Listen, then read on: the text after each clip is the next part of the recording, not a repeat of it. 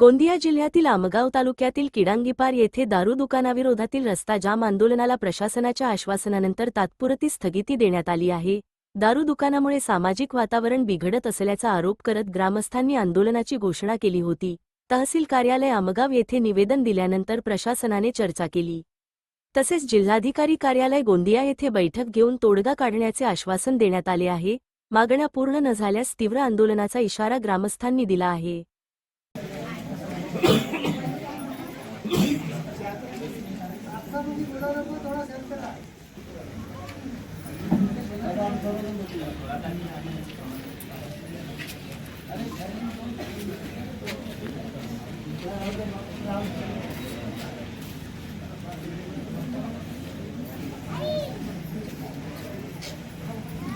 म्हणतो कारण की माझ्या एकट्याच्या मी तर दारू पण पेत नाही, मी तंबाखू खात नाही, मी साधा चहा पेत नाही, समजलं ना। मी साधा सुद्धा जीवन जगतो आणि साधा सुद्धा माणूस आहे। पण आपल्या सर्वांची समस्या आहे कारण की माझे 4-5 लोकांचं घर नाही, गाव माझा पूर्ण आहे, ठीक आहे। तर म्हणून तुमची जर परवानगी असेल तर मी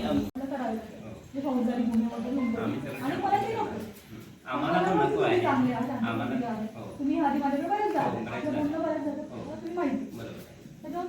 आम्हाला पण नको वाटतं ते सगळं। आणि उलट मॅडम माहिती आहे का, आम्हाला दुःख वाटतो की दारू बंदीसाठी आम्हाला रस्त्यावर जावं लागत आहे।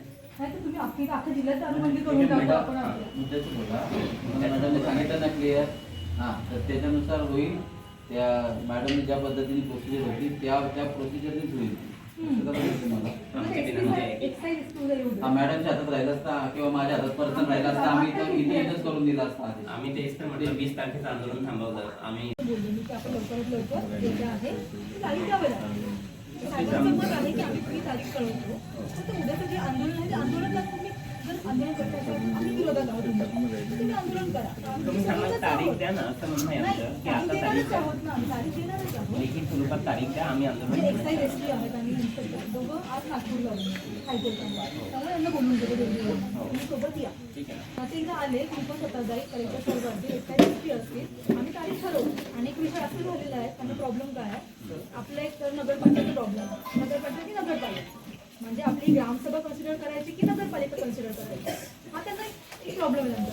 आम्हाला मॅडम फक्त गावाची निवडणूक पाहिजे कारण की आम्हाला त्यांच्याकडून काही सुविधा भेटत नाही। तुम्हाला पण माहिती आहे नाल्या पूर्ण वर्ष नाही, पाण्याची खूप समस्या आहे, खूप समस्या आहे। सांगायचं आहे मला तुम्हाला आता की जी काय आपली प्रोसेस आहे ती लवकरात लवकर होईल, म्हणजे तुम्ही उद्या आंदोलन करा। मी काय म्हणतो, माझी विनंती आहे तुम्हाला, मी उद्याचं आंदोलन थांबवा, पण आंदोलनाच्या वेळेपर्यंत निदान तुम्ही तारीख करा, नाहीतर या महिला मानत नाही सगळ्या। कसं आहे ना, या तर म्हणतात की दारूची भट्टी आम्ही तोडू, पण यांना मी थांबवून ठेवलेलं आहे की असं करू नका। हे कधी करा की ज्यावेळेस आम्ही नमस्कार, माझं नाव संतोष तानुजी दोनोळे, मुक्काम किडंगीपार, पोस्ट तहसील आमगाव, जिल्हा गोंदिया येथील रहिवासी आहे। आणि किडंगीपारमध्ये आधीचे 2 परमिट रूम आहेत आणि एक आता नव्याने अरुण जायस्वाल यांची दारू दुकान उघडलेली आहे देशीची। आणि त्यांनी काय केलं, महाशिवरात्रीच्या दिवशी मोफत दारू वाटली आणि त्यात ती नवीन दारूची दुकान उघडल्यामुळे गावामध्ये खूप अशांतीचं वातावरण निर्माण झालेलं आहे। तर त्याच्यामुळे त्या दारूभट्टी बंद करण्याची मागणी आहे आमची आणि त्याचं एक निवेदन संबंधित विभागाला, त्या संबंधात आम्ही जिल्हाधिकारी साहेबांना 16/2/2026 एक निवेदन सोपवलं की तुम्ही या दारूभट्ट्या 20 तारखेच्या आतमध्ये बंद करा। तर 20 तारखेच्या आतमध्ये काही बंद झालं नाही तर आम्ही म्हटलं होतं साहेबांना की 20 तारखेला आम्ही आंदोलन करूया, पण मुळात आम्ही आंदोलनकारी लोक नाही, आम्ही शांतिप्रिय लोक आहोत आणि शांतीच्या मार्गाचा अवलंब करत आहोत।